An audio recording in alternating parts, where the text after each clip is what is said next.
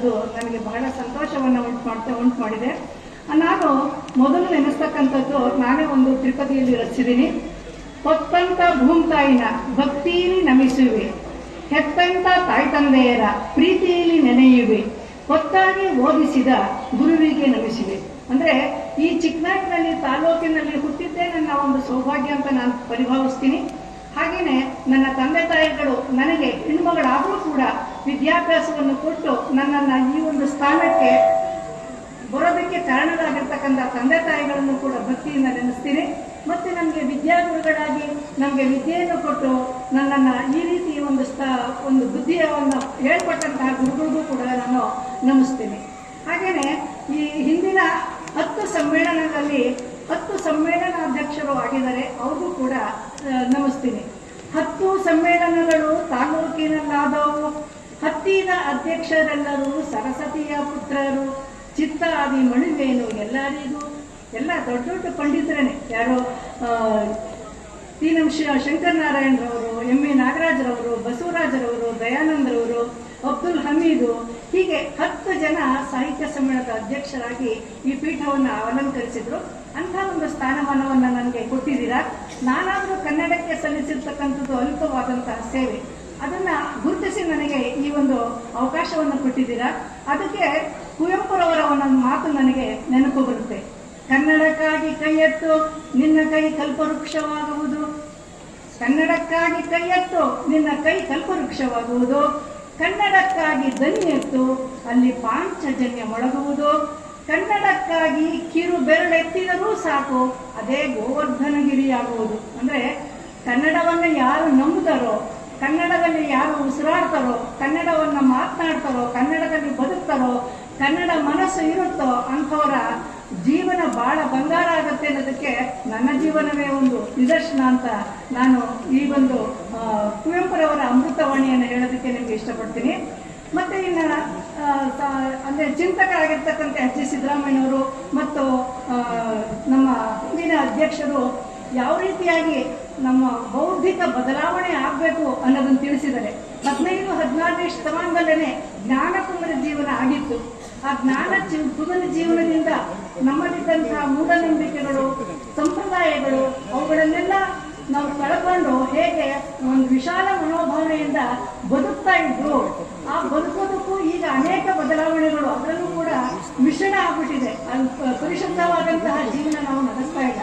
ಹೀಗಾಗಿ ಅಂತಹ ಒಂದು ಆಲೋಚನೆಯನ್ನು ಬೆಳೆಸ್ಕೊಂಡು ಬುದ್ಧಿಯನ್ನು ವಿಶಾಲ ಮಾಡಿಕೊಂಡು ಈ ದೇಶದಲ್ಲಿ ನಾವು ಬದುಕಬೇಕು ಅಂತಹ ಬೌದ್ಧಿಕ ಚಿಂತನೆಯ ಕುರಿತು ಇವರೆಲ್ಲರೂ ಕೂಡ ಬಹಳ ಚೆನ್ನಾಗಿ ಮಾತನಾಡಿದ್ರು. ಅದಕ್ಕೂ ಕೂಡ ನನ್ನ ಸಹಮತ ಇದೆ. ಯಾಕೆಂದ್ರೆ ಮನುಷ್ಯ ಬದಲಾಗಬೇಕು. ಆ ಕಾಲವನ್ನು ಹೇಗಿದೆ ನೋಡ್ಕೋಬೇಕು, ಎಲ್ಲರ ಮನಸ್ಸುಗಳು ಹೇಗಿದೆ ನೋಡ್ಕೋಬೇಕು, ನೋಡಿಕೊಂಡು ಒಳ್ಳೆಯ ಮನಸ್ಸನ್ನು ಇಟ್ಕೊಂಡು ನಾವು ಬದುಕಬೇಕು ಅನ್ನೋದನ್ನು ಅವರೆಲ್ಲ ಚಿಂತಕರಾಗಿ ಅವರು ಬಹಳ ಚಿಂತನೆ ಮಾಡಿ ಇಂತಹ ಒಂದು ವಿಷಯಗಳನ್ನು ನಮಗೆಲ್ಲ ತಿಳಿಸಿದ್ದಾರೆ. ಅದೆಲ್ಲವನ್ನೂ ಕೂಡ ನಾವು ಪಾಲನೆ ಮಾಡೋಣ. ನಾವೆಲ್ಲರೂ ಕೂಡ ಬದಲಾಗಬೇಕು. ಬದಲಾಗುವುದು ನಮ್ಮ ಜೀವನದ ಒಂದು ನಿಯಮ.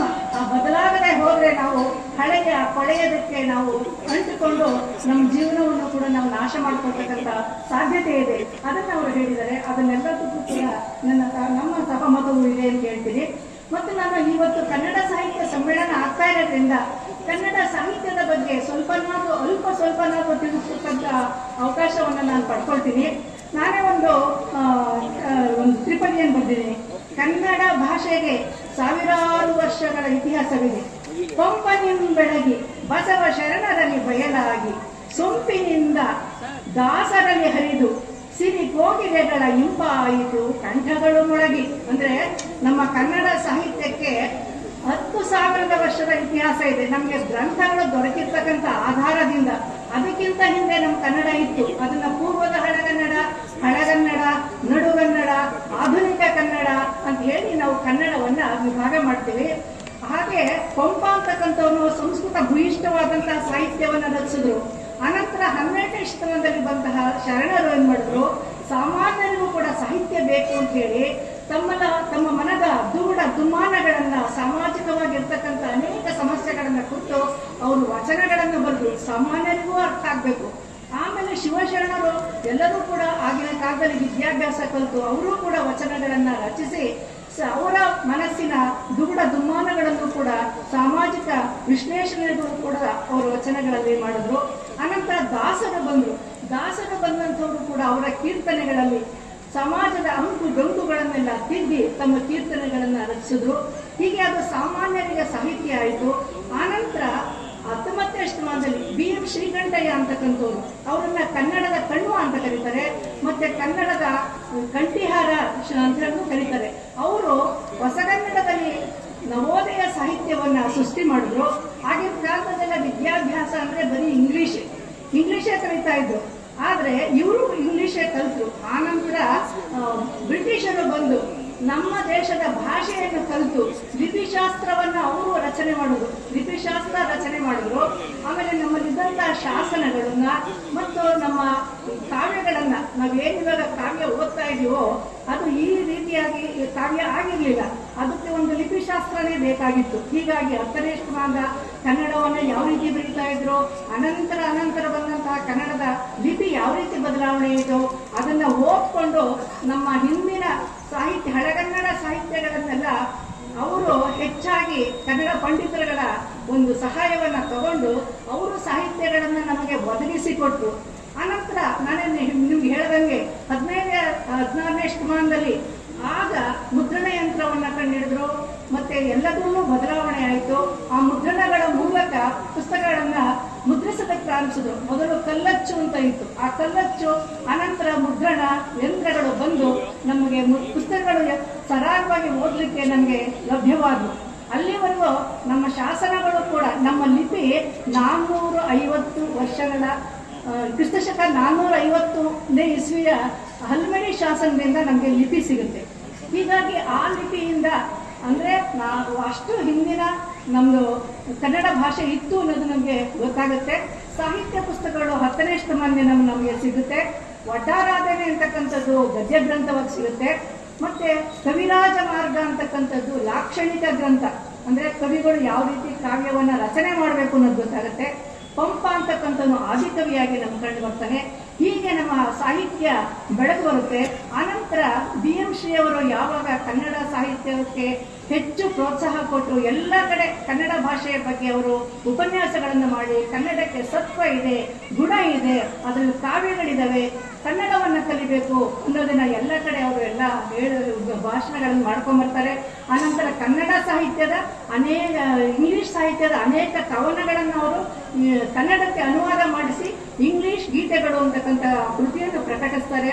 ಅದನ್ನ ನೋಡಿಕೊಂಡು ನಮ್ಮ KS ನರಸಿಂಹಸ್ವಾಮಿ ಅವರಾಗಿರ್ಲಿ, ಕುವೆಂಪುರವರಾಗಿರ್ಲಿ, ಎಲ್ಲ ಆಗಿನ ಕಾಲದ ದಿಗ್ಗಜರೆಲ್ಲರೂ ಕೂಡ ಅವರ ಒಂದು ಕಾವ್ಯವನ್ನು ಅನುಸರಿಸಿ ನಮ್ಮ ಕನ್ನಡದಲ್ಲೂ ಕೂಡ ನಮ್ಮ ಅನುಭವಗಳನ್ನ ಹೀಗೆ ತೆರೆದಿರಬಹುದು ಅಂತೇಳಿ ಇಂಗ್ಲಿಷ್ ಸಾಹಿತ್ಯದ ಪ್ರಭಾವದಿಂದ ಎಲ್ಲ ಕನ್ನಡ ಸಾಹಿತ್ಯಗಳ ಒಂದು ಕಾವ್ಯ ಆಗಲಿ, ನಾಟಕ ಆಗಲಿ, ಸಣ್ಣ ಕಥೆ ಆಗಲಿ, ಕಾದಂಬರಿ ಆಗಲಿ, ಪ್ರಬಂಧ ಆಗಲಿ, ಜೀವನ ಚರಿತ್ರೆ ಇಂಥವುಗಳೆಲ್ಲ ಅವರು ರಚಿಸೋದಕ್ಕೆ ಪ್ರಾರಂಭಿಸ್ತಾರೆ. ಹೀಗಾಗಿ ಕನ್ನಡ ಒಂದು ಮೊದಲು ನವೋದಯ ಸಾಹಿತ್ಯ ಅಂತ ಆಗುತ್ತೆ, ಅನಂತರ ನವ್ಯ ಸಾಹಿತ್ಯ ಅಂತ ಆಗುತ್ತೆ, ಅನಂತರ ಆಧುನಿಕ ಸಾಹಿತ್ಯ ಆಗುತ್ತೆ, ದಲಿತ ಸಾಹಿತ್ಯ, ಬಂಡಾಯ ಸಾಹಿತ್ಯ ಅಂತ ಹೇಳಿ ಎಲ್ಲ ಬರೀ ಕೇವಲ ಪಂಡಿತರುಗಳು ಮಾತ್ರ ಬರಿತಾ ಇದ್ರು ಕಾವ್ಯನ. ಸಾಮಾನ್ಯರು ಕೂಡ ದಲಿತರು ಬರಿಬೋದು, ಮುಸ್ಲಿಮರು ಬರಿಬೋದು, ಮತ್ತು ಸಾಮಾನ್ಯರು ಬರಿಬೋದು ಅಂತೇಳಿ ಎಲ್ಲ ಜನಾಂಗದವರು ಕೂಡ ಸಾಹಿತ್ಯವನ್ನು ರಚಿಸಿ ತಮ್ಮ ತಮ್ಮ ಮನದ ಏನು ನೋವು ನಲಿವು ಇತ್ತು ಅದನ್ನೆಲ್ಲ ಅವರು ವ್ಯಕ್ತಪಡಿಸಿದ್ರು. ಹೀಗೆ ಕನ್ನಡ ಸಾಹಿತ್ಯ ಬೆಳೆದು ಬಂತು. ಈಗ 8 ಜ್ಞಾನಪೀಠ ಪ್ರಶಸ್ತಿ ಸಿಕ್ಕಿದೆ. ಆಮೇಲೆ ಕನ್ನಡ ಭಾಷೆಗೆ ಶಾಸ್ತ್ರೀಯ ಭಾಷೆಯ ಸನ್ಮಾನ ಸಿಕ್ಕಿದೆ. ಕನ್ನಡ ಭಾಷೆನ ಪಂಚದ್ರಾವಿಡ ಭಾಷೆಗಳಲ್ಲಿ ಒಂದು ಅಂತ ಕರೀತಾರೆ. ಕನ್ನಡ, ತೆಲುಗು, ತಮಿಳು, ತುಳು, ಮಲಯಾಳಂ ಇವೆಲ್ಲವೂ ಕೂಡ ದ್ರಾವಿಡ ಭಾಷೆಗಳು, ದಕ್ಷಿಣ ಭಾರತದ ದ್ರಾವಿಡ ಭಾಷೆಗಳು. ಹೀಗಾಗಿ ಅದರಲ್ಲಿ ಕನ್ನಡ ಒಂದು. ಆ ಕನ್ನಡಕ್ಕೂ ಕೂಡ ಶಾಸ್ತ್ರೀಯ ಭಾಷೆ ದೊರೆತು ಅನಂತರ ಮಹಿಳೆಯರೇನು ಕಡಿಮೆ ಇಲ್ಲ. ಅವರು ಹೇಗೆ ಪುರುಷರು ಆ ಕಾಲದಲ್ಲಿ ಸಾಹಿತ್ಯವನ್ನು ರಚನೆ ಮಾಡ್ತಾ ಇದ್ರು, ಅದೇ ಕಾಲಕ್ಕೆ ಅವರು ಕೂಡ ಸಾಹಿತ್ಯವನ್ನ ರಚನೆ ಮಾಡಿದ್ರು. ಅದರಲ್ಲಿ ಶಾಂತಾಬಾಯಿ ನೀಲಗಾರ ಅಂತಕ್ಕಂಥವ್ರು ಒಂದು ಕಾದಂಬರಿ ಬರೀತಾರೆ. ಆ ಕಾದಂಬರಿ ಹೆಸರು ಸದ್ಗುಣಿ ಕೃಷ್ಣಾಬಾಯಿ ಅಂತ. ಅದೇ ಮೊಟ್ಟ ಮೊದಲ ನಮ್ಮ ಕಾದಂಬರಿ. ಅನಂತರ ತಿರುಮಲೆ ರಾಜಮ್ಮ ಮುಂತಾದಂಥವರೆಲ್ಲ, ಕಲ್ಯಾಣಮ್ಮ, ಇವರೆಲ್ಲರೂ ಕೂಡ ಸಾಹಿತ್ಯ ರಚನೆಗಳನ್ನು ಮಾಡ್ತಾರೆ. ಮತ್ತೆ ಸಾಹಿತ್ಯ ರಚನೆಯಲ್ಲೂ ಕೂಡ ಮಹಿಳೆಯರು ಹೇಗೆ ಪುರುಷರು ಸಾಹಿತ್ಯವನ್ನು ರಚನೆ ಮಾಡ್ತಾರೋ ಅದೇ ರೀತಿ ಸಾಹಿತ್ಯವನ್ನು ಇವರು ಕೂಡ ರಚನೆ ಮಾಡಿ ಮಹಾಕಾವ್ಯಗಳನ್ನು ಕೂಡ ಇವರು ಬರೆದಿದ್ದಾರೆ. ಆದರೆ ಇನ್ನೂ ಅದು ಗುರುತಿಸಿಲ್ಲ. ಆಮೇಲೆ ಎಲ್ಲಾ ಕ್ಷೇತ್ರಗಳಲ್ಲೂ ಕೂಡ ಅವರು ಪ್ರಸಿದ್ಧಿಯನ್ನು ಹೊಂದಿದ್ದಾರೆ. ಇನ್ನು ಮಹಾಕಾವ್ಯಗಳನ್ನು ಬರೆದಿದ್ದಾರೆ. ಪುಷ್ಪ ಅಂತಕ್ಕಂಥವರು ಕವಿಯತ್ರಿಯಾಗಿ ಪದ್ಯ ಬರೆಯೋದ್ರಲ್ಲಿ ಗುರುತಿಸ್ಕೊಂಡ್ರೆ, ಆಶಾದೇವಿ ಅಂತಕ್ಕಂಥವರು ವಿಮರ್ಶಕಿಯಾಗಿ ಗುರುತಿಸ್ಕೊಂಡಿದ್ದಾರೆ. ಸಂಧ್ಯಾ ರೆಡ್ಡಿಯನ್ನು ಅವರು ಜಾನಪದ ತಜ್ಞೆಯಾಗಿ ಗುರುತಿಸ್ಕೊಂಡಿದ್ದಾರೆ. ಹೀಗೆ ಮಹಿಳೆಯರು ಕೂಡ ಸರಿಸಮಾನರಾಗಿ ಬರೆದಿದ್ದಾರೆ.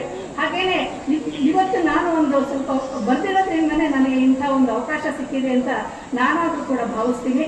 ಹಾಗೇನೆ ಕನ್ನಡ ಭಾಷೆನಲ್ಲೇ ಶಿಕ್ಷಣ ಆಗಬೇಕು, ಆಡಳಿತ ಭಾಷೆ ಕನ್ನಡ ಆಗಬೇಕು ಅಂತ ಹೇಳ್ತಾರೆ. ನಿಜಕ್ಕೂ ಕೂಡ ಯಾರು ಕನ್ನಡ ಮಾಧ್ಯಮದಲ್ಲಿ ಓದಿರ್ತಾರೋ ಅವರು ನಿಜಕ್ಕೂ ಕೂಡ ಪ್ರತಿಭಾನ್ವಿತರಾಗಿರ್ತಾರೆ. ಬೇರೆ ಭಾಷೆನಲ್ಲಿ ಓದಿದವರು ಬರೀ ಬಾಯಿಪಾಠ ಮಾಡಿರ್ತಾರೆ ಅಷ್ಟೇ. ಡಾಕ್ಟರ್ಗಳು ಕನ್ನಡ ಭಾಷೆನಲ್ಲಿ ಮಾಧ್ಯಮದಲ್ಲಿ ಓದಿದವರು ಡಾಕ್ಟರ್ಗಳಾಗ್ತಾರೆ. ಇನ್ನು ಮೆಡಿಕಲ್ ಅಸಿಸ್ಟೆಂಟ್ಗಳು ಇಂಥವರೆಲ್ಲ ಇಂಗ್ಲಿಷ್ ಭಾಷೆಯಲ್ಲಿ ಓದಿರೋರಾಗಿರೋದನ್ನು ನಾವು ಕಾಣ್ತಾ ಇದ್ದೀವಿ. ಆದ್ರಿಂದ ಕನ್ನಡಕ್ಕೆ ನಿಜವಾಗ್ಲೂ ಸತ್ವ ಇದೆ. ನಾವು ಏನು ಯೋಚಿಸ್ತೀವೋ ಅದನ್ನ ಬರೆಯತಕ್ಕಂಥ ಶಕ್ತಿ ಕನ್ನಡದಲ್ಲಿದೆ. ಆನಂತರ ಕುವೆಂಪುರವರು ಒಂದು ಮಾತು ಹೇಳ್ತಾರೆ, ಶಿಕ್ಷಣ ಎಲ್ಲರಿಗೂ ಅವಶ್ಯಕ. ಶಿಕ್ಷಣ ಇಲ್ಲದೆ ಇದ್ರೆ ನಾನು ಗೊಬ್ಬರದ ಗುಂಡಿಯಲ್ಲಿ ಗೊಬ್ಬರ ಎತ್ತಬೇಕಾಗಿತ್ತು ಅಂತ ಹೇಳ್ಬಿಟ್ಟು ಕುವೆಂಪುರವರು ಒಂದ್ಸಲ ಹೇಳ್ತಾರೆ.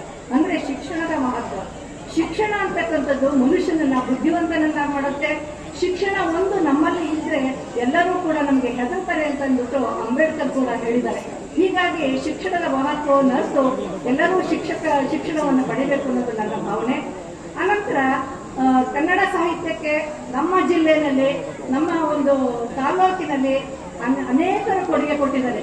ನಮ್ಮ ಶ್ರೀಕಂಠಯ್ಯನವರು ಇರ್ಬೋದು, ಆಮೇಲೆ BL ನರಸಿಂಹಾಚಾರ್ಯರು, ಇವರೆಲ್ಲರೂ ಕೂಡ ದೊಡ್ಡ ದೊಡ್ಡ ವಿದ್ವಾಂಸರು, ಸಾಹಿತ್ಯ ಲೋಕದಲ್ಲಿ ಗುರುತಿಸಿಕೊಂಡಿರ್ತಕ್ಕಂಥ ದಿಗ್ಗಜರು. ಅಂತಹ ಒಂದು ಸಾಹಿತ್ಯ ಪರಂಪರೆಯೇ ಇದೆ. ಆನಂತರ ಅನೇಕ ಯುವ ಕವಿಗಳು ಕೂಡ ಈಗ ಬರ್ತಾ ಇದ್ದಾರೆ. ಅವ್ರದ್ದೊಂದು ದೊಡ್ಡ ಪಟ್ಟಿನೇ ಇದೆ. ಅದನ್ನೆಲ್ಲ ನಾನು ನಮ್ಮನ್ನ ಬರವಣಿಗೆನಲ್ಲಿ ಕೊಟ್ಟಿದ್ದೀನಿ. ಅನಂತರ ಈ ಒಂದು ತಾಲೂಕುಗಳ ಬಗ್ಗೆ ಹೇಳಬೇಕಾದ್ರೆ, ಹುಳಿಯಾರು ನಿಮ್ಮ ಊರು ನನಗೆ ನೋಡಿ ಬಹಳ ಸಂತೋಷ ಆಯಿತು. ಹೆಣ್ಮಕ್ಳಿಗೆ ಎಷ್ಟು ಗೌರವ ಕೊಡ್ತಾರೆ ಅಂದ್ರೆ, ಆ ಸಭೆಯಲ್ಲೆಲ್ಲ ಹೆಣ್ಮಕ್ಳು ಕೂತಿದ್ರು, ಹೊರಗಡೆ ಬಿಸಿಲಲ್ಲಿ ಗಂಡು ಮಕ್ಳು ಕೂತಿದ್ರು. ಅಂದ್ರೆ ಹೆಣ್ಮಕ್ಳನ್ನ ತಣ್ಣ ಕೂರಿಸ್ಬೇಕು, ನೆರಳಲ್ಲಿ ಕೂರಿಸ್ಬೇಕು, ನಮ್ಗೆ ಎಷ್ಟೇ ಕಷ್ಟ ಆದ್ರೂ ಪರವಾಗಿಲ್ಲ ಅನ್ನೋ ಮನೋಭಾವನೆ ನಮ್ಮ ಸೋದರರದು. ಇದನ್ನ ನೋಡಿ ಬಹಳ ಸಂತೋಷ ಆಯಿತು. ಮತ್ತು ಇಲ್ಲಿ ದುರ್ಗಾ ಪರಮೇಶ್ವರಿ ದೇವಸ್ಥಾನ ಇವೆಲ್ಲವೂ ಕೂಡ ಈ ಒಂದು ಹುಳಿಯಾರ ಕೆಂಚಮ್ಮನ ಅನುಗ್ರಹವೋ ಏನೋ ಹೆಣ್ಮಕ್ಳಿಗೆ ಹೆಚ್ಚಿಗೆ ಶಕ್ತಿ, ಧೈರ್ಯ ಎಲ್ಲ ಕೊಟ್ಟಿರೋದನ್ನ ನಾನು ಗುರುತಿಸಿದೆ. ಹಾಗಾದ್ರೆ ಹಂಗನಕೆರೆನಲ್ಲೂ ಕೂಡ ಪಾಳೆಗಾರರು ಆಳಿದಂಥ ಊರು, ಸೋಪಾನ ಬಾವಿ ಇವೆಲ್ಲವೂ ಕೂಡ ಪ್ರಸಿದ್ಧವಾಗಿರ್ತಕ್ಕಂಥದ್ದು. ಇನ್ನು ಕಂದಿಕೆರೆ ವಿಷಯದಲ್ಲಿ ಹೇಳೋದಾದ್ರೆ, ಅಲ್ಲೂ ಕೂಡ ಒಂದು ಪ್ರಾಗೈತಿಹಾಸ ತುಂಬಾ ಹಿಂದಿನಿಂದಲೂ ಪ್ರಸಿದ್ಧವಾದಂತಹ ಸ್ಥಳ ಅಂತ ಗುರುತಿಸ್ಕೊಂಡಿದೆ. ಇನ್ನು ಚಿಕ್ಕನಾಯಕನಹಳ್ಳಿ ಬಗ್ಗೆ ಹೇಳಬೇಕಾದ್ರೆ, ನಾನು ಚಿಕ್ಕನಾಯಕನಹಳ್ಳಿಯನ್ನು ಕುರಿತು ಒಂದು ಕಾದಂಬರಿನೇ ಬರೆದಿದ್ದೀನಿ, ಧರ್ಮ ಸಂಸ್ಥಾನ ಅಂತ. ಅದು ಹಾಗಲವಾಡಿ ಪಾಳ್ಯಗಾರರು ಕಟ್ಟಿದಂತಹ ಊರು.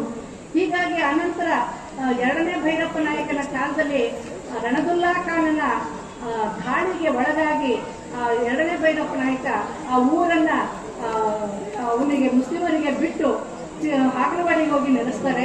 ಹೀಗಾಗಿ ಅಂತಹ ಊರನ್ನೆಲ್ಲ ಕಟ್ಟಿರ್ತಕ್ಕಂಥವ್ರು ಹಾಗಲವಾಡಿ ಪಾಳ್ಯಗಾರರು. ಹೀಗಾಗಿ ಅಂಥ ಪ್ರಸಿದ್ಧವಾದಂತಹ ಊರು. ಅವರು ಸಾಹಿತ್ಯಕ್ಕೆ ಹೆಚ್ಚು ಪ್ರೋತ್ಸಾಹವನ್ನ ಕೊಟ್ಟಂಥವ್ರು. ಹೀಗಾಗಿ ಅದನ್ನೆಲ್ಲ ನಾನು ನನ್ನ ಕಾದಂಬರಿನಲ್ಲಿ ವಿವರಿಸಿದ್ದೀನಿ. ಹಾಗೆಯೇ ಇಲ್ಲಿ ಶೆಟ್ಟಿಕೆರೆ ತಗೊಂಡ್ರೆ ಅಲ್ಲಿ ಪ್ರಸಿದ್ಧ ಯೋಗ ಮಾಧವನ ದೇವಸ್ಥಾನ ಇದೆ. ಇವೆಲ್ಲವೂ ಕೂಡ ನಮ್ಮ ಪ್ರಾಂತ್ಯ ಎಲ್ಲ ಹೊಯ್ಸಳರ ಆಳ್ವಿಕೆಗೆ ಒಳಗಾಗಿದ್ದಂತಹ ಪ್ರಾಂತ್ಯಗಳು. ಆ ಕಾಲದ ಎಲ್ಲ ಪಳೆಯುಳಿಕೆಗಳು ಅಥವಾ ಸ್ಮಾರಕಗಳು ಇವೆಲ್ಲವನ್ನು ನಾವು ಕೋಟೆ ಕೊತ್ತಲಗಳನ್ನೆಲ್ಲ ನಾವು ಕಾಣಬಹುದು. ಇನ್ನು ಇವತ್ತಿನ ಈ ಒಂದು ಸಮ್ಮೇಳನದ ಘೋಷವಾಕ್ಯ ಏನಪ್ಪ ಅಂದ್ರೆ, ಹಳ್ಳಿ ಕೇರಿ ದೇಶಿ ಸಂಸ್ಕೃತಿ ಅಂತ. ಮನುಷ್ಯ ನಾಗರಿಕನಾಗಿದ್ದೇ ಒಂದು ಹಳ್ಳಿಯಲ್ಲಿ, ನಾಗರಿಕನಾಗಿದ್ದೇ ಹುಟ್ಟಿದ್ದು ಬೆಳೆದಿದ್ದು ಅವನು ನೆಲೆಸಿದ್ದೇ ಹಳ್ಳಿ. ಅನಂತರ ತನ್ನ ಬುದ್ಧಿಶಕ್ತಿಗೆ ಅನುಗುಣವಾಗಿ ಅನೇಕ ತಂತ್ರಗಳ ಜೀವನದಲ್ಲಿ ಸುಲಭ ತಂತ್ರಗಳನ್ನು ಅವನು ಅಳವಡಿಸ್ಕೊಳ್ಳೋದಕ್ಕೆ ಪ್ರಾರಂಭಿಸಿದ.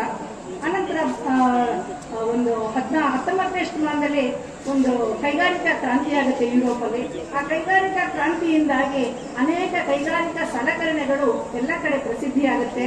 ಹೀಗಾಗಿ ಅವು ಮನುಷ್ಯನ ಒಂದು ಶ್ರಮವನ್ನು ಕಡಿಮೆ ಮಾಡ್ತಾ ಇದ್ವು ಮತ್ತು ಪ್ರಾಣಿಗಳ ಶ್ರಮವನ್ನು ಕಡಿಮೆ ಮಾಡ್ತಾ ಇದ್ವು. ಹೀಗಾಗಿ ಹೆಚ್ಚು ಬಹು ಉತ್ಪಾದನೆಯನ್ನು ಅವನು ನಡೆಸ್ತಾ ಇದ್ದು. ಹೀಗಾಗಿ ಆ ಯಂತ್ರಗಳನ್ನೆಲ್ಲ ನಾವು ಬಳಸ್ಕೊಂಡು ಆದರೂ ಕೂಡ ನಾವು ಎಷ್ಟು ಪ್ರೀತಿ ಪಾತ್ರವಾಗಿ ಪಕ್ಷಿಗಳು ಪ್ರಾಣಿಗಳನ್ನೆಲ್ಲ ಸಾಕ್ತಾ ಇದ್ವು, ಹಸುಗಳು ಸಾಕ್ತಾ ಇದ್ವು, ಎತ್ತು ಎಮ್ಮೆ ಇವೆಲ್ಲವನ್ನು ಸಾಕ್ತಾ ಇದ್ವು. ಈಗೇನು ಮಾಡ್ತಾ ಇದ್ದೀವಿ, ಆ ಎತ್ತುಗಳಿಗೆ ನೀರು ಕೊಡೋಕ್ಕೆ ಕಷ್ಟ, ಮೇವು ಕೊಡೋಕ್ಕೆ ಕಷ್ಟ ಅಂತೇಳಿ ಅವುಗಳನ್ನು ಮಾರ್ಬಿಡ್ತಾ ಇದ್ದೀವಿ. ಯಂತ್ರಗಳನ್ನು ತಂದು ಹೊಲ ಉಳ್ತಾ ಇದ್ದೀವಿ. ಆಮೇಲೆ ಹಸುಗಳನ್ನು, ನಾಟಿ ಹಸುಗಳನ್ನು ಸಾಕಕ್ಕೆ ಹಿಂದೆ ಮುಂದೆ ನೋಡ್ತಾ ಇದ್ದೀವಿ. ಕಾರಣ ಏನಪ್ಪ ಅಂದರೆ ಅವುಗಳು ಹೆಚ್ಚು ಹಾಲು ಕೊಡೋದಿಲ್ಲ ಅನ್ನೋ ಕಾರಣಕ್ಕೋಸ್ಕರ ಸೀಮೆ ಹಸುಗಳನ್ನು ತರ್ತೀವಿ. ಆ ಸೀಮೆ ಹಸುಗಳಿಗೆ ಇಂಜೆಕ್ಷನ್ ಕೊಡ್ತೀವಿ. ಇವೆಲ್ಲವೂ ಕೂಡ ಆರೋಗ್ಯದ ಮೇಲೆ ದುಷ್ಪರಿಣಾಮ ಬೀರುತ್ತೆ. ಹೀಗಾಗಿ ಇಂಥದ್ದನ್ನೆಲ್ಲ ಈಗ ಈ ನಮ್ಮ ದೇಸಿ ಸಂಸ್ಕೃತಿ ಕಾಲಕ್ಕೆ ತಕ್ಕಂಗೆ ಬದಲಾಗಲೇಬೇಕು. ಆದರೂ ಕೂಡ ಇದು ಕಾಲಚಕ್ರ ಮತ್ತೆ ಮತ್ತೆ ಬರ್ತಾನೆ ಇರುತ್ತೆ. ಇವಾಗ ನಗರ ಕಡೆ ಹೋದರೆ ಎಲ್ಲಿ ಹಳ್ಳಿ ಊಟ ಅಂದರೆ ಸಾಕು, ನಗರದ ಜನ ಎಲ್ಲ ಹಳ್ಳಿಗೆ ಹೋಗ್ಬಿಡ್ತಾರೆ. ಎಲ್ಲಿ ಹಳ್ಳಿ ಕೇರಿ ಅಂದರೆ ಸಾಕು, ಹಳ್ಳಿ ಊಟ ಅಂದರೆ ಸಾಕು, ಹಳ್ಳಿ ಬಾಡು ಅಂದ್ರೆ ಸಾಕು, ಮತ್ತು ನಾಟಿ ಕೋಳಿ ಸಾರು ಅಂದ್ರೆ ಸಾಕು, ಎಲ್ಲರೂ ಹೋಟೆಲ್ಗಳಿಗೆ ಹೋಗ್ತಾ ಇದ್ದಾರೆ. ಮನೆಯಲ್ಲೇ ಮಾಡ್ಕೊಂಡು ತಿನ್ಬೋದು. ಆದರೆ ಮನೆಯಲ್ಲಿ ಇವಾಗ ಏನಾಗಿದೆ ಅಂದರೆ ಹೆಣ್ಮಕ್ಳು ವಿದ್ಯಾವಂತರಾಗ್ಬಿಡ್ತಾ ಇದ್ದಾರೆ, ಹೆಣ್ಮಕ್ಳು ಕೆಲಸಕ್ಕೆ ಹೋಗ್ತಾರೆ. ಆಮೇಲೆ ಮನೆಯಲ್ಲಿ ಹೆಚ್ಚಿಗೆ ಸಮಯ ಇರಲ್ಲ. ಸಾಮಾನ್ಯಕ್ಕೆ ಶನಿವಾರ ಭಾನುವಾರ ಅಂದರೆ ಹೋಟೆಲ್ಲೇ ಅವ್ರಿಗೆ ಆಶ್ರಯಿಸ್ಬಿಡ್ತಾರೆ, ಹೋಟೆಲ್ನ ಆಶ್ರಯಿಸ್ಬಿಡ್ತಾರೆ. ಹೀಗಾಗಿ ಈ ಹಳ್ಳಿ ಊಟ ಇಂಥದನ್ನೇ ಹುಡುಕೊಂಡು ಅವ್ರಿಗೆ ಊಟ ಮಾಡೋದನ್ನ ನಾವು ನೋಡ್ತಾ ಇದ್ದೀವಿ. ಅನಂತರ ಈಗ ಹೆಣ್ಮಕ್ಳು ಓದ್ತಾ ಇದ್ದಾರೆ, ವಿದ್ಯಾವಂತರಾಗ್ತಾ ಇದ್ದಾರೆ, ಉದ್ಯೋಗಸ್ಥರಾಗ್ತಾ ಇದ್ದಾರೆ. ಈಗ ರೈತ ವರನಿಗೆ ಹೆಣ್ಣೇ ಸಿಗ್ತಾ ಇಲ್ಲ, ರೈತ ಮಕ್ಕಳಿಗೆ ಹೆಣ್ಣುಗಳೇ ಸಿಗ್ತಾ ಇಲ್ಲ ಅಂತ ಒಂದು ಸಮಸ್ಯೆ ಉದ್ಭವ ಆಗ್ಬಿಟ್ಟಿದೆ. ಮಂಡ್ಯದಲ್ಲಿ ನೀವು ಕೇಳಿರ್ಬೋದು, ಆ ರೈತರೆಲ್ಲ ಮೆರವಣಿಗೆ ಮಾಡಿದ್ರು, ನಮ್ಗೆ ಯಾರು ಹೆಣ್ಣೆ ಕೊಡಲ್ಲ ಅಂತೇಳಿ ಮೆರವಣಿಗೆ ಮಾಡಿದ್ರು. ಆದರೆ ಅವನು ರೈತನಾಗೇ ಇರಬೇಕು, ಹಳ್ಳಿನಲ್ಲೇ ಇರಬೇಕು ಅಂದರೆ ಹೇಗೆ ಸಾಧ್ಯ? ಈ ಒಂದು ಪ್ರಾಪಂಚಿಕ ವ್ಯವಹಾರಗಳು ಯಾವ ರೀತಿ ಇದೆಯೋ ಅದಕ್ಕೆ ತಕ್ಕಂತೆ ಅವನು ವರ್ತಿಸಲೇಬೇಕಾಗುತ್ತೆ. ಹೀಗಾಗಿ ಈ ಕೈಗಾರಿಕೆಗಳು, ಈ ಯಂತ್ರ ತಂತ್ರ ಯುಗ ಇವೆಲ್ಲ ಕಾರಣದಿಂದ ಈ ಹಳ್ಳಿಯಲ್ಲಿರ್ತಕ್ಕಂಥ ಅಲ್ಪ ಸ್ವಲ್ಪ ವಿದ್ಯಾವಂತರು ನಗರಗಳಿಗೆ ಹೋಗ್ತಾರೆ, ನಗರದಲ್ಲಿರ್ತಕ್ಕಂತಹ ವಿದ್ಯಾವಂತರು ಹೊರದೇಶಗಳಿಗೆ ಹೋಗ್ತಾ ಇದ್ದಾರೆ.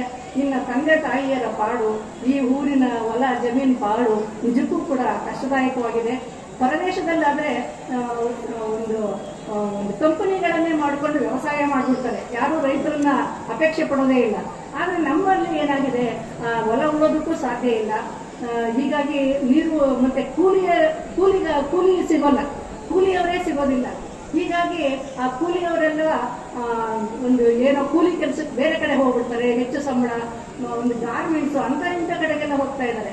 ಹೀಗಾಗಿ ಹಳ್ಳಿ ಕಡೆ ಅನೇಕ ಸಮಸ್ಯೆಗಳನ್ನು ರೈತ ಎದುರಿಸಬೇಕಾಗಿದೆ. ಅದರಲ್ಲೂ ನಮ್ಮ ಚಿಕ್ಕನಾಯಕನಹಳ್ಳಿ ತಾಲೂಕಲ್ಲಿ ಮಳೆಯನ್ನು ಆಶ್ರಯಿಸಿ ಬೆಳೆಯನ್ನು ಬೆಳೀತಾ ಇದ್ರು. ಆದರೆ ಇತ್ತೀಚೆಗೆ ಒಂದು ಜರ್ಬರನ್ ಕಡಿಮೆ ಜಲಾಶಯ ಇರೋದ್ರಿಂದ ಮತ್ತು ಹೇಮಾವತಿಯ ನೀರನ್ನು ಕೆರೆಗೆ ಹರಿಸ್ತಾ ಇರೋದ್ರಿಂದ ನಮ್ಮ ರೈತರ ಒಂದು ಜೀವನ ಒಂದು ಉತ್ತಮ ಮಟ್ಟಕ್ಕೆ ತಲುಪಿದೆ ಅಂತ ನಾನು ತಿಳ್ಕೊಂಡಿದ್ದೀನಿ.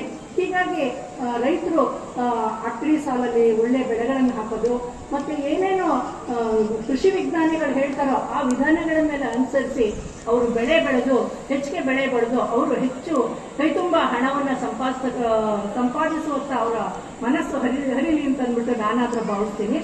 ಹಾಗೆಯೇ ಇದು ನಾನು ನನ್ನ 2 ಅನುಭವಗಳನ್ನು ಇಲ್ಲಿ ಕೊಟ್ಟಿದ್ದೀನಿ. ಕುಲಕಸಬು ಇರಬೇಕು, ಪ್ರತಿಯೊಂದು ಮನೆಯಲ್ಲೂ ಕುಲಕಸಬು ಇರ್ತಿತ್ತು. ನಾನು ಚಿಕ್ಕ ಹುಡುಗಿ ಆಗಿದ್ದಾಗ ಅಂದರೆ ಕುಲಕಸಬು ನಮ್ಮದು ಕಂಬಳಿ ಉದ್ಯೋಗ. ಆ ಕಂಬಳಿ ಉದ್ಯೋಗವನ್ನು ಯಾವ ರೀತಿ ಮಾಡ್ತಾ ಇದ್ರು, ಎಷ್ಟು ಜನ ಅದಕ್ಕೆ ಶ್ರಮ ಒಳಗೊಳ್ತಿತ್ತು, ಎಷ್ಟು ಜನಕ್ಕೆ ಆ ಬಂದಂಥ ಹಣವನ್ನು ಹಂಚಿಕೆ ಆಗ್ತಾ ಇತ್ತು, ಅದೆಲ್ಲವೂ ಕೂಡ ನಾನು ಒಂದು ಕಂಬಳಿ ಉದ್ಯೋಗದ ನನ್ನ ಅನುಭವವನ್ನು ಕೂಡ ಬರೆದಿದ್ದೀನಿ. ಅದರ ಒಂದು ಪ್ರಕ್ರಿಯೆನೂ ಕೂಡ ನಾನು ಬರೆದಿದ್ದೀನಿ. ಹಾಗೆಯೇ ಯಾವುದೋ ಒಂದು ಸಣ್ಣ ವಿಷಯಕ್ಕೂ ಕೂಡ ಹೆಚ್ಚು ನಾವು ಪ್ರಾಶಸ್ತ್ಯ ಕೊಡಬೇಕು. ಒಂದು ಹುಣಸೆ ಬೀಜ ಕಂಬಳಿ ಉದ್ಯೋಗಕ್ಕೆ ಬಹಳ ಅತಿ ಮುಖ್ಯವಾದದ್ದು. ಹೀಗಾಗಿ ಅಂಥ ಹುಣಸೆ ಬೀಜಕ್ಕೂ ಒಂದು ಸಲ ತತ್ವಾರ ಬಂದ್ಬಿಟ್ಟಿತ್ತು. ಆ ಹುಣಸೆ ಬೀಜಕ್ಕೋಸ್ಕರ ನಾನು ಊರೂರು ಅಲ್ದು ಹೇಗೆ ಒಂದು 4 ಸೇರು ಹುಣಸೆ ಬೀಜನ ಮನೆಗೆ ತಂದು ಕೊಟ್ಟೆ ನಮ್ಮ ತಾಯಿಗೆ ಅನ್ನೋದರ ಅನುಭವವನ್ನು ಕೂಡ ನಾನಿಲ್ಲಿ ಬರೆದಿದ್ದೀನಿ. ಹಾಗೆಯೇ ನಾನು ಹುಣಸೆ ಬೀಜಕ್ಕೆ ಹೋದಂಥ ಸಂದರ್ಭದಲ್ಲಿ ಬೇರೆ ಬೇರೆ ಕುಲಕಸಬನ್ನು ಮಾಡ್ತಕ್ಕಂಥವರನ್ನು ನೋಡಿದಾಗ ನನಗೆ ಯಾವ್ಯಾವ ಅನುಭವ ಆಯಿತು ಅನ್ನೋದನ್ನು ಕೂಡ ಅಲ್ಲಿ ವಿವರಿಸಿದ್ದೀನಿ. ಹೀಗೆ ಮನುಷ್ಯ ಯಾವ್ಯಾವ ರೀತಿ ಬದಲಾಗಿದ್ದಾನೆ ಅಂತ ಅನ್ನೋದನ್ನು ನಾನು ಸ್ವಲ್ಪ ಹೇಳ್ತೀನಿ. ಮೊದಲಾದರೆ ಮನರಂಜನೆ ಅಂತಂದರೆ ನಮ್ಮೂರ ಕಡೆನೇ ಒಂದು ತಿಂಗಳು ಮಾವನ್ನು ಮುಗಿಯೋದು ಅಥವಾ ನಾಟಕ ಮಾಡೋದು, ಸಪ್ತಾಹಕ್ಕೆ ಹೋಗೋದು, ಇಂಥ ಕಡೆಗೆಲ್ಲ ಹೋಗ್ತಾ ಇದ್ವು. ಆದರೆ ಈಗ ಮನರಂಜನೆ ಅಂದರೆ ನಮ್ಮ ಕೈನಲ್ಲೇ ಇದೆ ಮನರಂಜನೆ. ಸ್ಮಾರ್ಟ್ ಫೋನ್ ನೋಡ್ತಾ ಇದ್ರೆ ಸಾಕು, ಇನ್ನೇನು ಪಕ್ಕದಲ್ಲಿ ಯಾರು ಕೂತಿದ್ದಾರೆ, ಈ ಕಡೆ ಯಾರು ಕೂತಿದ್ದಾರೆ, ಏನು ಮಾತಾಡ್ತಾ ಇದ್ದಾರೆ, ಯಾವುದ್ರ ಕಡೆನೂ ಗಮನ ಇರಲ್ಲ. ಅದನ್ನೇ ದೈವ ಅಂತ ತಿಳ್ಕೊಂಡು ಅದನ್ನೇ ಮನರಂಜನೆ ತಗೊಂಡು ಅವ್ರ ಪಾಡ್ಗೋ ನಕ್ಕೊಂಡು ಕೂತ್ಕೊಂಡು ಇರೋದನ್ನ ನಾವು ಕಾಣ್ತಾ ಇದ್ದೀವಿ. ಇಂತಹ ಹುಚ್ಚು ಇರೋದ್ರಿಂದ ಇಂತಹ ಒಂದು ಮನರಂಜನೆಗೆ ಹೆಚ್ಚಿಗೆ ಜನ ಬರದೇ ಇರೋದನ್ನ ನಾವು ನೋಡ್ತಾ ಇದ್ದೀವಿ. ಇನ್ನು ಉಡುಗೆ ತೊಡುಗೆ, ಹಿಂದಿನ ನಮ್ಮ ಸಾಂಪ್ರದಾಯಿಕ ಉಡುಗೆ ಹೇಗಿತ್ತು, ಈಗ ಯಾವ ರೀತಿ ಬದಲಾವಣೆ ಆಗಿದೆ ಪಾಶ್ಚಾತ್ಯರ ಒಂದು ಪ್ರಭಾವದಿಂದ, ನಮ್ಮ ಉಡುಗೆಯನ್ನು ನಾವು ಧರಿಸ್ಬೇಕು ಅನ್ನೋದು ನನ್ನ ಇಚ್ಛೆ. ಹಾಗೆ ಆಹಾರನೂ ಅಷ್ಟೇನೆ, ಮನೆಯಲ್ಲಿ ಎಂಥ ಆಹಾರ ಮಾಡ್ತಾ ಇದ್ರು, ಒಂದು ಸೊಪ್ಪು ಸಾರು ಒಂದು ಮುದ್ದೆ ಊಟ ಮಾಡಿಬಿಟ್ಟು ಹೊಟ್ಟೆ ತುಂಬ ಹಿಟ್ಟು ಬಾಯಿ ತುಂಬ ಅನ್ನ ತಿಂದುಬಿಟ್ರೆ ಅವಾಗ ಆರೋಗ್ಯ ಇರ್ತಿತ್ತು. ಇವಾಗ ಮುದ್ದೆ ಹಿಂದಕ್ಕೆ ತಳೆದ್ಬಿಟ್ಟು ಬರೀ ತಟ್ಟೆ ತುಂಬ ಅನ್ನ ಹಾಕೊಂಡು ಊಟ ಮಾಡ್ತಾ ಇರ್ತೀವಿ. ಅವಾಗೇನಾಗುತ್ತೆ, ಅದು ಪಿಷ್ಟ ಹೆಚ್ಚು ನಮ್ಮಲ್ಲಿ ಶೇಖರಣೆಯಾಗಿ ಸಕ್ಕರೆ ಕಾಯಿಲೆ ಅಂಥವೆಲ್ಲ ಬರ್ತವೆ. ಹಿಂದಿನ ಒಂದು ಆಹಾರ ಪದ್ಧತಿ, ಊಟದ ಪದ್ಧತಿ, ಅವುಗಳನ್ನೆಲ್ಲ ನಮಗೇನು ಪರಂಪರಾಗತವಾಗಿ ಬಂದಿತ್ತೋ, ಅವರೆಕಾಳು ಪದಾರ್ಥ ಆಗ್ಬೋದು, ಮತ್ತೆ ಏನೇನು ಸಾರುಗಳನ್ನು ಮಾಡ್ತಾ ಕಿವು ಚಾಮ್ರ ಆಗ್ಬೋದು, ಅವುಗಳ ರುಚಿ ಯಾವುದಕ್ಕೂ ಇಲ್ಲ. ಆದರೆ ನಾವೇನೇನು ಮಾಡ್ತೀವಿ, ಪಂಜಾಬಿದು, ಚೈನೀಸ್ದು ಇಂಥದ್ದನ್ನೆಲ್ಲ ಅನುಸರಣೆ ಮಾಡಿ ನಮ್ಮ ಬಾಯನ್ನು ರುಚಿ ಅಂತ ಅಂದ್ಕೊಳ್ತೀವಿ. ಆದರೆ ನಮ್ಮ ಆರೋಗ್ಯದ ಮೇಲೆ ಎಷ್ಟು ಕೆಟ್ಟ ಪರಿಣಾಮ ಬೀರುತ್ತೆ ಅನ್ನೋದನ್ನ ನಾವು ಗಮನಿಸೋದಿಲ್ಲ. ಆಮೇಲೆ ಇನ್ನು ಪ್ರೀತಿ ವಿಷಯಕ್ಕೆ ಹೇಳೋದಾದ್ರೆ, ಹಿಂದಿನ ಕಾಲದಲ್ಲಿ ಎಂಥ ಪ್ರೀತಿ ಇತ್ತು ರೀ. ಗಂಡ ಹೆಂಡತಿ ಅಂದ್ರೆ ಪ್ರೀತಿ ಒಂದೇ ನೋಟಕ್ಕೆ ಲವ್ ಆಗ್ತಾ ಇತ್ತು, ಒಂದೇ ನೋಟಕ್ಕೆ ಪ್ರೀತಿ ಹುಟ್ಟುತ್ತಾ ಇತ್ತು. ಆ ಹುಡುಗಿ ಏನು ನೋಡ್ತಾ ಇರಲಿಲ್ಲ, ಈ ಗಂಡನಿಗೆ ಸಂಬಳ ಬರುತ್ತೋ ಬರಲ್ವೋ ಯಾವುದನ್ನು ನೋಡ್ತಾ ಇರಲಿಲ್ಲ. ಅಷ್ಟೊಂದು ತನ್ನ ಮನಸ್ಸನ್ನು ಅವನಿಗೆ ಕೊಟ್ಟು ಬಿಡ್ತಾ ಇದ್ದು. ಆದರೆ ಈಗಿನ ಕಾಲದ ಪ್ರೀತಿ ಹೇಗಾಗಿದೆ, ಅವನಿಗೆ ಎಷ್ಟು ಪ್ಯಾಕೇಜ್ ಎಷ್ಟಿದೆ, ಎಷ್ಟು ಸಂಬಳ ಬರುತ್ತೆ, ಅವನಿಗೆ ಎಷ್ಟು ಆಸ್ತಿ ಇದೆ, ಕಾರ್ ಇದೆಯಾ, ಬೆಂಗಳೂರಲ್ಲಿ ಮನೆ ಇದೆಯಾ, ಇಷ್ಟೆಲ್ಲ ನೋಡ್ಕೊಂಡು ಪ್ರೀತಿ ಮಾಡ್ತಾರೆ. ಇದು ಪ್ರೀತಿನ ಇದು? ಆ ಹಣ ಇರೋವರೆಗೂ ಅಷ್ಟೇ ಇರ್ತಾರೆ. ಆನಂತರ ಅವರಿಗೆ ಬೇಸರ ಆದರೆ ಇನ್ನೂ ಹೆಚ್ಚಾಗಿ ಯಾರು ಸಂಪಾದನೆ ಮಾಡ್ತಾ ಇರ್ತಾರೆ ಅವ್ರನ್ನ ಅವ್ರು ಆಶ್ರಯಿಸ್ತಕ್ಕಂಥ ಸಂದರ್ಭ ಬರುತ್ತೆ. ಹೀಗಾಗಿ ನಿಜವಾದಂತಹ ಪ್ರೀತಿ ಇರಬೇಕು. ಪ್ರೀತಿ ಇಲ್ಲದ ಮೇಲೆ ಹೂವು ಅರಳಿತು ಹೇಗೆ ಅಂತ GS ಶಿವರುದ್ರಪ್ಪನವ್ರು ಹೇಳಿರ್ತಾರೆ. ನಿಜವಾಗ್ಲೂ ಪ್ರೀತಿ ಮಾಡಿ ಮದುವೆ ಮಾಡಬೇಕು, ಮದುವೆ ಮಾಡ್ಕೋಬೇಕು. ಅವಾಗ ಪ್ರೀತಿ ಅಂದರೆ ಬೆಲೆ ಏನು, ಆ ಪ್ರೀತಿಯನ್ನು ಅನುಭವಿಸ್ತೀವಲ್ಲ, ಅದರ ಒಂದು ಅನುಭವ ಬೇರೆ ಎಲ್ಲೂ ನಮಗೆ ಸಿಗೋದೇ ಇಲ್ಲ. ಅಂತಹ ಪ್ರೀತಿಯನ್ನ, ನಿಜವಾದ ಪ್ರೀತಿ, ಅದು ದೇಸಿ ಪ್ರೀತಿ. ಆ ದೇಸಿ ಪ್ರೀತಿಯನ್ನ ನಾವೆಲ್ಲ ಉಳಿಸ್ಕೋಬೇಕು. ಅವಾಗೆಲ್ಲ ಹೆಂಗೆ ಹೇಳ್ತಾ ಇದ್ರು, ಯಾರು ಎಮ್ಮೆಗಂತ ನಾನು ಬರ್ತೀನಿ, ನೀನಿಗೆಂತೂ ನೀನು ವರೆ, ಕುಂತು ನಿಂತು ಮಾತನಾಡೋಣ ಅಂತ ಹೇಳಿ ಹುಡುಗ ಹುಡುಗಿ ಮಾತಾಡ್ಕೊಂಡು ಪ್ರೀತಿ ಮಾಡಿ ಒಂದು ನಿಜವಾದಂತಹ ಪ್ರೀತಿಯನ್ನ ಅವರು ಮಾಡ್ತಾ ಇದ್ರು. ಮದುವೆ ಆದ್ಮೇಲೂ ಮಾಡೋದು ಪ್ರೀತಿನೇ, ಮದುವೆ ಮೊದಲು ಮಾಡೋದು ಪ್ರೀತಿನೇ. ಮದುವೆ ಆದ್ಮೇಲೆ ಅವರೇ ಗಂಡ ಹೆಂಡತಿ ಆದ್ರೆ ಇನ್ನೂ ಜೀವನ ಸುಖಮಯವಾಗಿರುತ್ತೆ. ಅಕಸ್ಮಾತ್ ಭಗ್ನ ಪ್ರೇಮಿಗಳಾದ್ರೆ ಬಹಳ ಕಷ್ಟ ಆಗುತ್ತೆ. ಆನಂತರ ಸ್ಪರ್ಧೆಗಳ ವಿಷಯ ಹೇಳೋದಾದ್ರೆ, ಹಿಂದಿನ ಕಾಲದಲ್ಲಿ ಕುಸ್ತಿ ಸ್ಪರ್ಧೆ ಇತ್ತು, ಜಟ್ಟಿ ಕಾಳಗ ಇತ್ತು. ಇವೆಲ್ಲ ಒಂದು ರೀತಿ ಮೈಂಡ್ನ, ತಮ್ಮ ಶರೀರವನ್ನು ಆರೋಗ್ಯಯುತವಾಗಿ ಇಟ್ಕೊಳ್ತಾ ಇದ್ರು. ಸೌಂಡ್ ಮೈಂಡ್ ಇದೆ, ಸೌಂಡ್ ಬಾಡಿ ಅಂದಂಗೆ ಒಳ್ಳೆ ಗಟ್ಟಿಮುಟ್ಟಾದಂತಹ ಶರೀರವನ್ನು ಇಟ್ಕೊಳ್ತಾ ಇದ್ರು. ಒಳ್ಳೆ ಆಹಾರ ತಗೊಳ್ಳೋದು, ಒಳ್ಳೆ ವ್ಯಾಯಾಮ ಮಾಡೋದು, ಹೊಲದಲ್ಲಿ ದುಡಿಯೋದು, ಇದೆಲ್ಲ ಇರ್ತಾ ಇತ್ತು. ಇವಾಗ ಅವೆಲ್ಲ ಹೋಗಿ ಜಿಮ್ಮಿನ ವ್ಯಾಮೋಹ ಹೆಚ್ಚಾಗಿದೆ. ಜಿಮ್ಗೆ ಹೋಗೋದು, ಅಲ್ಲಿ ಭಾರ ಹೊರೋದು, ಆಮೇಲೆ ಕೈ ಕಾಲು ಏನಾದ್ರು ಸೊಟ್ಟಪಟ್ಟ ಆದ್ರೆ ಅದನ್ನ ರಿಪೇರಿ ಮಾಡಿಸ್ಕೊಳಕ್ಕೆ ತುಂಬಾ ಹಣನ ಖರ್ಚು ಮಾಡ್ಬೇಕಾಗಿ ಬರುತ್ತೆ. ನಿಜವಾದಂತಹ ಸ್ಪರ್ಧೆಯನ್ನ ಹಿಂದಿನ ದೇಸಿ ಪದ್ಧತಿನ ಇತ್ತು ಅಂತ ನಾನು ಭಾವಿಸ್ತೀನಿ. ಹಾಗೆ ಮದುವೆನೂ ಅಷ್ಟೇನೆ. ಹಿಂದಿನ ಕಾಲದಲ್ಲಿ ಹೇಗೆ ಮಾಡ್ತಾ ಇದ್ರು ಮದುವೆನ, ಬಂಧು ಬಳಗ ಕೂಡಿ ಮಂದಿ ಮಕ್ಕಳ ಕರೆಸಿ ಮದುವೆಯ ಮಾಡ್ಯಾರ ಮಗಳಿಗೆ, ಸಾಕ್ಷಾತ್ ಸಿರಿಗೌರಿನ ಕೊಟ್ಟು ಶಿವನಿಗೆ. ಸಿರಿಗೌರಿಯಂತಹ ಮಗಳನ್ನ ಸಾಕ್ಷಾತ್ ಪರಶಿವನಾದಂತಹ ತನ್ನ ಅಳಿಯನಿಗೆ ಗಂಡಿಗೆ ಕೊಟ್ಟು ಮದುವೆ ಮಾಡ್ತಾ ಇದ್ರು. ಆ ಗಂಡು ಹೆಣ್ಣನ್ನ ಎಲ್ಲರೂ ಮುಟ್ಟಿ ನಮಸ್ಕಾರ ಮಾಡ್ತಾ ಇದ್ರು. ಧಾರೆ ಮಾಡುವಾಗ ಮುಟ್ಟಿ ನಮಸ್ಕಾರ, ಯಾಕೆಂದ್ರೆ ಆ ಧಾರೆ ಇರ್ತಕ್ಕಂಥ ಸಂದರ್ಭದಲ್ಲಿ ಅವರು ಸಾಮಾನ್ಯರಾದಂತಹ ಗಂಡು ಹೆಣ್ಣು ಮಕ್ಕಳೆಲ್ಲ ಅವರು ಸಾಕ್ಷಾತ್ ಪರಮೇಶ್ವರ, ಸಾಕ್ಷಾತ್ ಗೌರಿ ಅಂತ ತಿಳ್ಕೊಂಡು ನಮಸ್ಕಾರ ಮಾಡ್ತಾ ಇದ್ವು. ಅಂತಹ ಪದ್ಧತಿ ಇತ್ತು. ಈಗ ಏನಾಗಿದೆ, ಮಂತ್ರಮಾಂಗಲ್ಯ ಅಂತ ಕುವೆಂಪು ಹೇಳಿದ್ರು. ಮಂತ್ರಮಾಂಗಲ್ಯನೂ ಕೂಡ ಶ್ರೇಷ್ಠವೇ. ಆದ್ರೂ ಕೂಡ ನಮ್ಮ ದೇಸಿ ಪದ್ಧತಿ ಇತ್ತಲ್ಲ, ಮದುವೆ ಮಾಡೋದು, ಮನೆ ಮುಂದೆ ಚಪ್ರ ಹಾಕೋದು, ಪಾಸಾರ ಇಟ್ಟು ಬಂದವರೆಲ್ಲರೂ ಹೆಣ್ಮಗಳನ್ನ ದಾರಿ ಎರೆದುಕೊಡೋದು, ಅದರ ಒಂದು ವೈಭವ ಈಗ ನಮಗೆ ಕಾಣಿಸ್ತಾ ಇಲ್ಲ. ಅಂತಹ ಮದುವೆಯನ್ನ ನಾವು ಈಗ ಕಾಣ್ತಾ ಇಲ್ಲ. ಆಮೇಲೆ ಹಿಂದಿನ ಕಾಲದಲ್ಲಿ ಹೆಣ್ಮಕ್ಳು ಏನ್ ಮಾಡ್ತಾ ಇದ್ರು, ಬಿಡುವಿನ ಸಮಯದಲ್ಲಿ ಹೊಲದ ಕೆಲಸನೋ ಅಥವಾ ಕುಲ ಕಸಬೋ ಇಲ್ಲೇ ಇರ್ತಕ್ಕಂಥ ಸಮಯದಲ್ಲಿ ಕಸೂತಿ ಹಾಕ್ತಾ ಇದ್ರು. ಕಸೂತಿ ಹಾಕಿದಾಗ ಅವರ ಒಂದು ಕಲ್ಪನೆಯ ಚಿತ್ರಗಳು ಅದರಲ್ಲಿ ಮೂಡ್ತಾ ಇತ್ತು. ಹೀಗಾಗಿ ಅಂತಹ ಒಂದು ಕಲ್ಪನೆಯಿಂದ ಅವರು ಹಾಕಿದಂಥದ್ದನ್ನು ನೋಡಿ ಅವರೆಷ್ಟು ಸಂತೋಷ ಪಡ್ತಾ ಇದ್ರು, ಬೇರೆಯವರೆಷ್ಟು ಸಂತೋಷ ಪಡ್ತಾ ಇದ್ರು. ಅಂತಹ ಒಂದು ಕಸೂತಿ ಕಲೆಯನ್ನೇ ಈಗ ಹೊರಟೋಗಿದೆ, ಅಂತಹದ್ದು ಹೆಚ್ಚಿಗಿರಬೇಕು. ಆಮೇಲೆ ಈಗ ಮದುವೆ ಯಾವ ರೀತಿ ಆಗುತ್ತೆ ನೀವೇ ನೋಡಿದಿರಲ್ಲ, ಈ ಒಂದು ಕೋವಿಡ್-19 ಬಂದಾಗಿಂದ ಬರೀ ಆನ್ಲೈನಲ್ಲೇ ಪ್ರೀತಿ ಮಾಡೋದು, ಆಮೇಲೆ ವರ್ಚುವಲ್ ನಲ್ಲಿ ಮದುವೆ ಆಗೋದು, ಆಮೇಲೆ ಆಫ್ಲೈನ್ ಅಲ್ಲಿ ಸಂಸಾರ ಮಾಡ್ತಾರೆ. ಇನ್ನು ಮಕ್ಕಳು ಯಾವ ಲೈನ್ಗೆ ಹೋಗ್ತಾರೋ ಗೊತ್ತಿಲ್ಲ, ಹೀಗಾಗಿ ಇಂತಹ ಒಂದು ಮದುವೆಗಳು ನಡೀತಾ ಇದೆ. ನಮ್ಮ ಸಾಂಪ್ರದಾಯಿಕ ಮದುವೆಗಳನ್ನ ಸ್ವಲ್ಪ ಜನನೇ ಕರೆಯೋಣ. ಒಂದು ಸಂಪ್ರದಾಯವನ್ನ, ಒಂದು ಹಾಡು, ಸೋಬಾನೆ ಎಲ್ಲ ಇತ್ತು ಆ ಕಾಲದಲ್ಲಿ. ಇವಾಗ ಬರೀ ಯಾವ್ಯಾವುದೋ ಹಾಡು, ಆ ಮದುವೆಗೆ ಸಂಬಂಧಪಟ್ಟಿರೋದೇ ಇಲ್ಲ ಅಂತ ಹಾಡುಗಳನ್ನೆಲ್ಲ ಹಾಡಿ ಮದುವೆ ಮಾಡೋದು, ಇಂತಹ ಒಂದು ಬದಲಾವಣೆ ಆಗಿದೆ. ಅದರಿಂದ ಈ ರೀತಿಯಾದಂತಹ ಪ್ರೀತಿ ಇರಬೇಕು, ಸಂಸಾರ ಇರಬೇಕು, ಬಂಧನ ಇರಬೇಕು, ಸಂಬಂಧ ಇರಬೇಕು, ಜೀವನ ಇರಬೇಕು, ಉಡುಗೆ ತೊಡುಗೆ ಇರಬೇಕು, ಒಂದು ಮನರಂಜನೆ ಇರಬೇಕು, ಕ್ರೀಡೆ ಇರಬೇಕು. ಇವೆಲ್ಲವೂ ಕೂಡ ನಾವು ದೇಸಿ ಸಂಸ್ಕೃತಿಯಲ್ಲಿ ಕಾಣೋದಕ್ಕೆ ಸಾಧ್ಯ. ಬೇರೆದನ್ನು ಅನುಸರಿಸಿ, ಆದರೆ ಅವುಗಳಿಗೆ ಮಾರ್ಗೋಗದೆ ನಮ್ಮ ಸಂಸ್ಕೃತಿಯನ್ನು ನಾವು ಉಳಿಸ್ಕೋಬೇಕು. ಹಾಗೆ ಸಾಹಿತ್ಯದಲ್ಲೂ ಕೂಡ ದೇಸಿ ಸಾಹಿತ್ಯ ಅಂತ ಇದೆ. ಆ ದೇಸಿ ಸಾಹಿತ್ಯದಲ್ಲಿ ಹಿಂದೆ ಬರೀ ಗ್ರಾಂಥಿಕ ಭಾಷೆನಲ್ಲೇನೆ ಕಥೆ, ಕವನ ಎಲ್ಲ ಬರೀತಾ ಇದ್ರು. ಆದ್ರೆ ದೇಸಿ ಸಾಹಿತ್ಯದಲ್ಲಿ ಅವರವರ ಪ್ರಾಂತ್ಯ ಭಾಷೆಯಲ್ಲಿ ಯಾವ್ಯಾವ ಕನ್ನಡ ಇರುತ್ತೋ ಆ ಭಾಷೆಯಲ್ಲೇನೆ ಸಾಹಿತ್ಯ ಕೃತಿಗಳನ್ನ ರಚನೆ ಮಾಡ್ತಾ ಇದ್ದಾರೆ. ಅದು ಓದೋದಕ್ಕೆ ಬಹಳ ಚೆನ್ನಾಗಿರುತ್ತೆ. ಅವ್ರದೇ ಆದಂತಹ ಒಂದು ಪರಿಸರದ ಒಂದು ಏನು ರೀತಿ ನೀತಿಗಳಿರುತ್ತೆ ಅವೆಲ್ಲ ಬರ್ದಿರ್ತಾರೆ. ಅದು ಬಹಳ ಚೆನ್ನಾಗಿರುತ್ತೆ. ಈ ಒಂದು ದೇಸಿ ಸಾಹಿತ್ಯನ ನಾವು ಸನ್ಮಾನ್ಯ ಎಸ್ ಜಿ ಸಿದ್ದರಾಮಯ್ಯನವರ ಕೃತಿಗಳಲ್ಲಿ ನಾವು ಕಾಣಬಹುದು. ಹೀಗಾಗಿ ಅವರು ಮನಸ್ಸು ಮಾಡಿದ್ರೆ ಒಂದು ದೇಸಿ ಕಾವ್ಯವನ್ನ ಬರೀಬಹುದು ಅಂತ ಅಂದ್ಬಿಟ್ಟು ನಾನು ಭಾವಿಸ್ತೀನಿ. ದೇಸಿ ಸಾಹಿತ್ಯವನ್ನ ಬರೀಲಿ. ಆಮೇಲೆ ಇನ್ನೊಂದು ಏನಂದ್ರೆ ಮದ್ಯಸಾರ. ಈಗೆಲ್ಲ ರಮ್ಮು, ಜಿಮ್ಮು ಏನೇನೋ ವಿದೇಶಿ ಮದ್ಯಗಳನ್ನೆಲ್ಲ ಉಪಯೋಗಿಸ್ತಾರೆ. ಆದ್ರೆ ಆಗಿನ ಕಾಲದಲ್ಲಿ ಅದೇನಿರ್ಲಿಲ್ಲ. ಸಾರಾಯಿ, ಆಮೇಲೆ ಇನ್ನೇನಿತ್ತು, ಸೇಂದಿ, ಇಂಥ ಸಣ್ಣದನ್ನೇ ಕುಡಿದು ಏನೋ ಒಂದು ಆಯಾಸನ ಪರಿಹರಿಸ್ಕೊಳ್ತಾ ಇದ್ರು. ಇಂತಹ ಒಂದು ಸಂಸ್ಕೃತಿ ನಮ್ಮಲ್ಲಿ ಇತ್ತು. ಈಗೆಲ್ಲ ಪಾಶ್ಚಾತ್ಯರ ಪ್ರಭಾವದಿಂದ ನಾವೆಲ್ಲರೂ ಕೂಡ ಬದುಕನ್ನು ಬದಲಾಯಿಸ್ಕೊಂಡಿದೀವಿ. ಆದರೆ ಕೆಲವೇ ದಿನ ತಡೀರಿ, ಮತ್ತೆ ಹಳೆಯದೇ ಬರುತ್ತೆ. ಯಾರೋ ಸೌದೆ ಒಲೆಯಲ್ಲಿ ಅಡುಗೆ ಮಾಡಿದ್ರೆ ಒಳ್ಳೇದು ಅಂದ್ರೆ ಸೌದೆ ಒಲೆನೇ ಹಾಕಿಸ್ಕೊಡ್ತಾರೆ. ಯಾರು ಮಡಿಕೆನಲ್ಲಿ ಅಡುಗೆ ಮಾಡೋದು ಒಳ್ಳೇದು ಅಂದ್ರೆ ಮಡಿಕೆನೇ ತಂದು ಉಪಯೋಗಿಸ್ಕೊಡ್ತಾರೆ. ಅಂತಹ ಕಾಲ ದೂರ ಏನಿಲ್ಲ.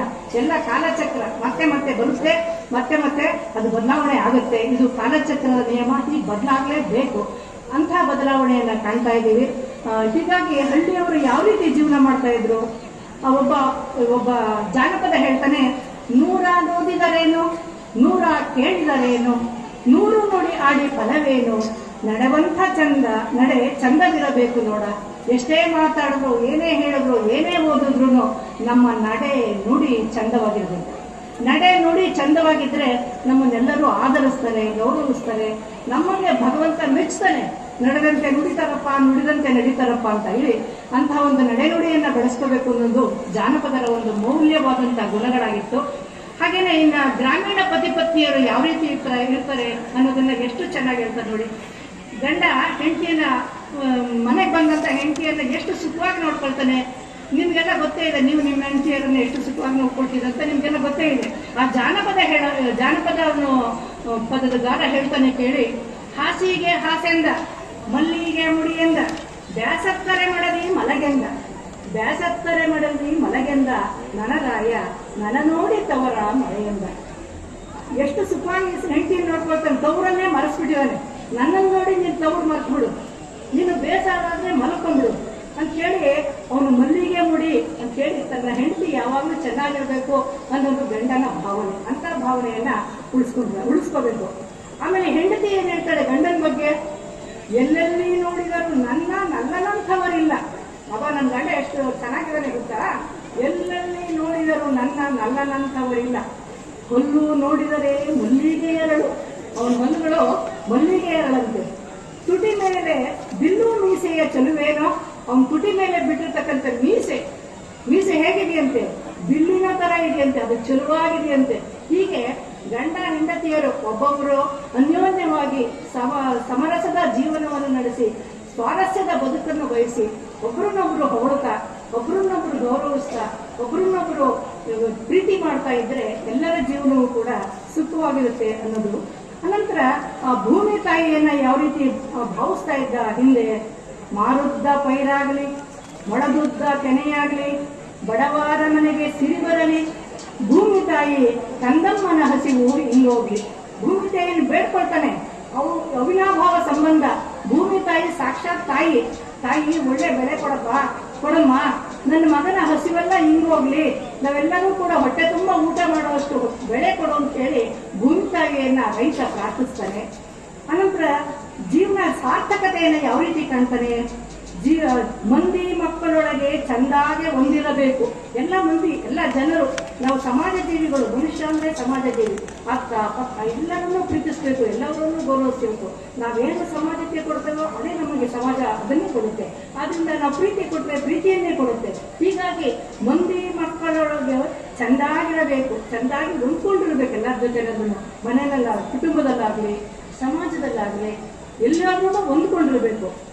ನಂದಿಯ ಶಿವನ ದಯದಿಂದ ಹೋಗುವಾಗ, ನಾವು ಹೋಗೋದು ಕೂಡ ಭಗವಂತನ ಇಚ್ಛೆನೆ, ಯಾವತ್ತು ಹೋಗ್ತೀವಿ ಅಂತ ಗೊತ್ತಿಲ್ಲ. ಹೀಗಾಗಿ ನಂದಿಯ ಶಿವನ ದಯದಿಂದ ಹೋಗುವಾಗ ಮಂದಿ ಬಾಯಾಗ ಇರಬೇಕು. ಮಂದಿ ಹೋಗಪ್ಪ ಹಾಳಾಗೋದ ಅನ್ನಿಸ್ಕೋಬಾರ್ದು, ಹಾಳಾಗೋದು ಅನ್ನಿಸ್ಕೋಬಾರ್ದು. ಎಷ್ಟು ಒಳ್ಳೆ ಕೆಲಸ ಮಾಡ್ತಾ ಇದ್ದಾರೆ, ಎಷ್ಟು ಒಳ್ಳೆ ಕೆಲಸ ಮಾಡ್ತಾ ಇದ್ದ, ಎಷ್ಟು ಚೆನ್ನಾಗಿದ್ದ, ನಮ್ಗೆಲ್ಲರಿಗೂ ಸಹಾಯ ಮಾಡ್ತಾ ಇದ್ದ, ಇಂತಹ ರೀತಿ ಹೋಗ್ಬಿಟ್ಟಲ್ಲ ಅಂತ ಹೇಳಿ ಅವರು 4 ದಿನ ನಮ್ಮನ್ನ ನೆನೆಸ್ಕೋಬೇಕು. ಅಂತಹ ಜೀವನವನ್ನ ಸಾಗಿಸ್ಬೇಕು ಅಂತಕ್ಕಂಥದ್ದು ಪ್ರತಿಯೊಬ್ಬರ ಹಳ್ಳಿಗರ ಒಂದು ದೇಶೀಯ ಗುಣ ಆಗಿತ್ತು, ಎಲ್ಲರ ಒಂದು ಗುಣ ಆಗಿತ್ತು, ಅದು ಜೀವನ ಮೌಲ್ಯ ಆಗಿತ್ತು ಅನ್ನೋದ್ರಿಂದ ನಮಗೆ ಗೊತ್ತಾಗುತ್ತೆ. ಹಾಗೆ ಇವರು ಬೇಂದ್ರೆಯವರು ಹೇಳ್ತಾರೆ, ನಸುನವತ ಬಾಳಿ ಬಡನೂರು ವರ್ಷಾನ ಪರುಷಾದಿ ಕಳೆಯೋಣ. ಕುವೆಂಪು ಇವರು ಬೇಂದ್ರೆಯವರು ಹೇಳ್ತಾರೆ, ಮನುಷ್ಯನಿಗೆ ಕೊಟ್ಟರು 100 ವರ್ಷ, ಅದಕ್ಕಿಂತ ಹೆಚ್ಚಾಗಿ ಬದುಕೋದಿಲ್ಲ. ಅದನ್ನ ಅವರು ಬಡನೂರು ವರ್ಷ, ನನಗೆ ಕೊಟ್ಟರು ಬರೀ 100 ವರ್ಷ ಅಷ್ಟೇ ಕಂಡ್ರು ಆಯಸ್ಸನ್ನ ನಾವು ಸರಿಯಾದ ರೀತಿಯಲ್ಲಿ ಜೀವನ ಮಾಡಿ ನಸುನಗುತ್ತಾ ಬಾಳಿ ಎಲ್ಲರೂ ನಗರತ್ತಾ ಬಾಳ್ಕೊಂಡು ಬಡನೂರು ವರ್ಷನ ವೃಷಾದಿ ಕಳೆಯೋಣ, ಸಂತೋಷವ ಕಳೆಯೋಣ. ಯಾಕೆಂದ್ರೆ ಈ ಲೋಕಕ್ಕೆ ಬಂದಿರೋದೇ ನಾವು ಸಂತೋಷವಾಗಿ ಕಾಲ ಕಳಿಬೇಕು. ಅದ್ರ ಬದಲು ಏನೇನೋ ಸಮಸ್ಯೆಗಳನ್ನ ನಮ್ಮ ತಲೆ ಮೇಲೆ ಹೇರ್ಕೊಂಡು ಇಲ್ಲಸಲ್ಲದ ಕಷ್ಟಗಳನ್ನ ಪಡೋದು ಬೇಡ. ನಾವು ಸುಖವಾಗಿ ಇರೋ ಆಯಸ್ಸನ್ನ ಪೂರ್ಣಗೊಳಿಸ್ಬೇಕು ಅಂತಕ್ಕಂಥದ್ದು ಬೇಂದ್ರೆ ಅವರು ಕೊಟ್ಟಿರ್ತಕ್ಕಂಥ ಕರೆ. ಹಾಗೆ ಬಸವಣ್ಣವರು ಹೇಳ್ತಾರೆ, ಸಕಲ ಜೀವಾತ್ಮನಿಗೆ ಲೇಸನೆ ಬಯಸೋಣ. ಎಲ್ಲರಿಗೂ ಒಳ್ಳೇದನ್ನು ಬಯಸೋಣ, ಎಲ್ಲರಿಗೂ ಒಳ್ಳೇದು ಬಯಸಿದ್ರೆ ನಮಗೂ ಎಲ್ಲರೂ ಒಳ್ಳೇದು ಬಯಸ್ತಾರೆ. ಹೀಗಾಗಿ ಒಳ್ಳೆಯ ಗುಣ ನಮ್ಮ ಒಂದು ಸ್ಥಾಯಿ ಗುಣ ಆಗಿರ್ಬೇಕು. ಆ ಗುಣವನ್ನು ನಮ್ಮಲ್ಲಿ ಇಟ್ಕೊಂಡು ಎಲ್ಲರನ್ನೂ ಚೆನ್ನಾಗಿ ಎಲ್ಲರ ಜೊತೆ ಜೀವನ ಮಾಡೋಣ ಅಂತ ಹೇಳೋಣ. ಹೀಗೆ ಎಲ್ಲ ಜೀವಿಗಳ ಬಗ್ಗೆ ಪ್ರೀತಿ, ಅನುಕಂಪ, ಜೀವನದ ಬಗ್ಗೆ ಉದಾತ್ತ ಭಾವನೆ, ಇವನ್ನೆಲ್ಲ ಇಟ್ಕೊಂಡು ನಾವು ಜೀವನವನ್ನು ನಡೆಸೋಣ. ನನಗೆ ಈ